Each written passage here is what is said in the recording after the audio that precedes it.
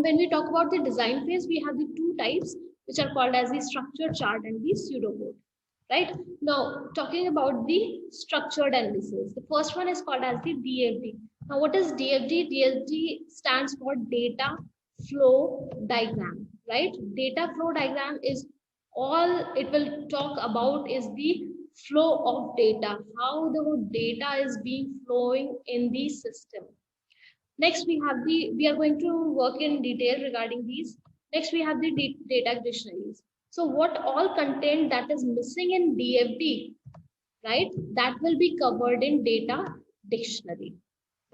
It helps you to define the data store regarding the meaningful data.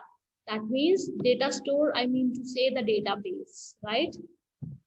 So it is focusing on the database. Next one is the state transition diagram. State transition diagram is a dynamic diagram. If you all remember, that was the behavioral model of UML, which specifies how the function execution is changing the state of a particular event. Event is triggered and the change is taking place in the state of that particular event according to the time function, right? So that was state transition diagram. And lastly, we have the ER diagram. ER diagram actually defines the relationship between the data store. I mean to say data store regarding the table. And when we talk about the table, if we have, let's say, 4 to 5 tables in a particular system, then it will define the relation between all the tables. So that will create a complete database. That will be a collection of tables. So let's see one by one what are these. Let's talk about data flow diagram firstly. What is data flow diagram? See, when we talk about data flow diagram in a particular software, just think of any type of software. What is all about?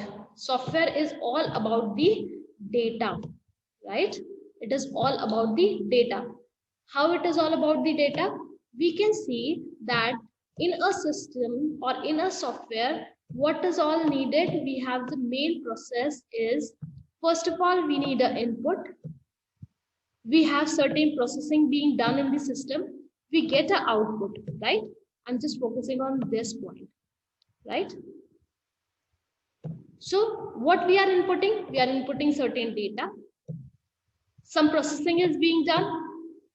On which part processing is being done? Processing is being done on data again. This data can be stored in some place which is called as the database. And then we'll get certain output. And what is that output? It is again data. So in general format, I would say that software is all about the data flow. The data is being flown from one point to the other point. That is from input to the system, to the database storage, then again to the output. So that is all about data. When we talk about this slide for flow of data, it is shown in the data flow diagram. So what does data flow diagram represent? It is a graphical representation of data flow through an information system.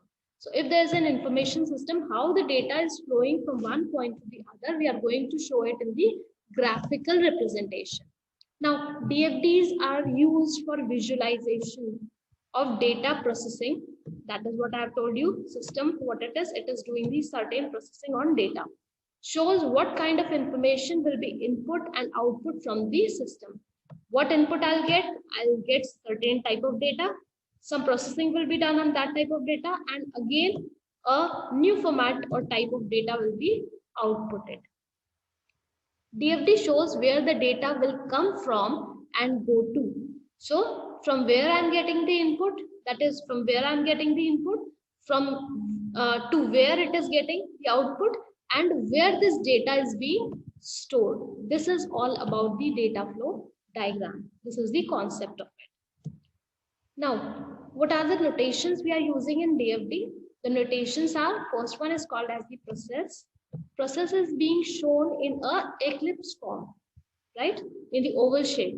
It is going to what? It is going to transform the incoming data to the outflow of data. That means it is going to show certain process, certain process is being done on the input data and output will be given. Next one is called as the data flow. Now data flow will represent the movement of data in a system, and it can do what? It is just a link between the two notations. That is, let's say from one process to another process, the data is being flown. So it will be shown with the help of a line and an arrow. Next one is called as the data store. Now data store are the repositories of data. That means what?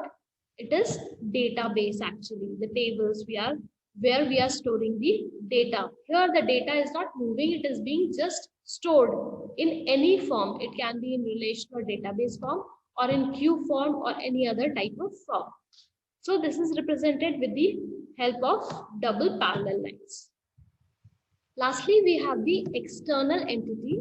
What is this external entity? It is used as the source of destination from the outside of a system boundary. That means outside the system, if anyone is interacting with the system, what it is going to use? It is going to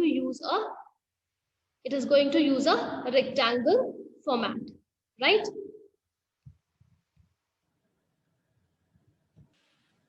All right, so this is what external entity is. Let's say in this, the customer is contacting or this customer is interacting with this particular system and this is outside of the boundary. So this customer will be shown as the external entity in a rectangular box, right? So this is what we have, these specific notations of DFD. Now, DFDs are shown in levels, right? These are not shown in a detailed format in one go. They are shown in the level formats. That is of abstraction of data, kind of. So how do we do it? We do it in the level form. Let's say first we have level 0 and then the detailed format of it is given as the level 1 diagram, DFD, and further if you are extending it to more, then you will say it as the level 2 DFD. So this is how you show these particular DFDs in level as the data abstraction. Now let's take an example. I'm talking about the level 0, right? Level 0 DFD. So this is what, let's say this is a payroll system. We are talking about a system that is the payroll system. I hope all of you know payroll system is regarding the calculation of the salary of the employees, right?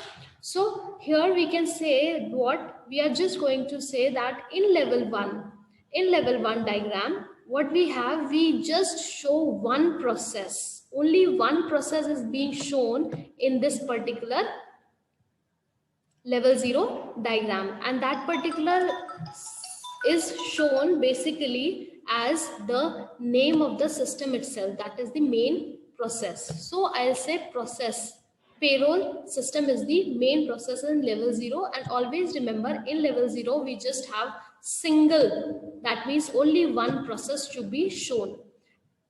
Now we have external entities. One is the timekeeping, the one who is taking care of the time of the employees, and the other one is employees. That means the input is taken from the timekeeping part and the output is given to the employees, because the paychecks will be given to the employees. So it is shown in the external entities as external entities in rectangular boxes, right? So this is shown in rectangular boxes as external entities. Okay. Again, this is also an external entity. This is what? This is data flow. This is data flow. And what is this? This is a process. Fine. So what we have seen from timekeeping, what we will see, we will get the time cards. We will get what time the employee came in the office and what time he punched out. So that will be helping us to calculate in the payroll system, that is in the calculation of salary. And it will be outputted as paychecks. The paycheck will be the output and it will be given to the external entity as the employee. So this is what? This is level 1, right?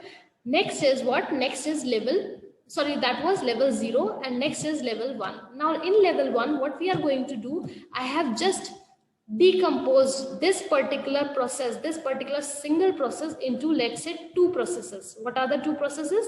The first process is called as the verify payroll data. That means verification of in time and out time, whatever extra overtime if a particular person has done, how many leaves have he taken, and so many more factors, right? So that is being done in verify payroll data. And lastly, in the calculation of pay. So these two processes are being defined here. So this is what, this is process 1. You have to define the version out here from the level 1 itself. And process 2, 2.0, you have to define the version name 1.0, then the name of the process, same way the version of the process and the name of the process, right? Now the same thing you can just see, we had certain external entity that was called as the timekeeping, and the data was being flown from timekeeping to the verify payroll, which is the time cards. That means the exact time of the person or the employee getting inside the office and the going outside the office. Next one, we have what? We have to get all the names of the employees, the designation of the employee, the department of the employee, and all these information from where I'll get it from a database which is named as employee data. So this is what, this is database shown in two parallel lines. So this is what, this is a data store. I called it as data store in DFD, right? What will I get? I'll get the current status of the employee, right? Now further, when I verify this payroll data, all the valid payroll data will be gone to the process named as calculate pay. Fine. Now from here, calculate pay, we need to have some external, we have some payroll journal, another database, that is another data store, from where I'll get all the details regarding the payrolls, ordinances and policies, etc., etc. And next one, this is withholding data. Withholding data is regarding the employees, which is exemptions will be given as. Next, net pay and deductions will be seen from employee data. So this is referring to what? This is referring to all databases. It is getting the details from all databases and it is updating in the employee data database. You can see the arrow from which it is flowing. And lastly, it will give the output or the data as paycheck to the external entity that is named as employee. Right, external entity that is named as the employee. So this is how you are going to design the level 1 DFD. So earlier we have shown that level 1 DFD is defined, level 0 DFD is defined with only single process, and this particular single process is further decomposed into number of processes and which is shown in level 1. If let's say further you are going to decompose this 1.0 as verify payroll data into 2, let's say, so what you are going to do, you are going to define it as 1.1 and 1.2 in level 2 diagram. In level 2 diagram, level 2 DFD. So there is two decompositions of this particular level, and further to calculate pay, let's say again it is being divided or decomposed, so that will be covered in this. So that will be defined as level 2 diagram of data flow. That's all for data flow diagram. Thank you very much.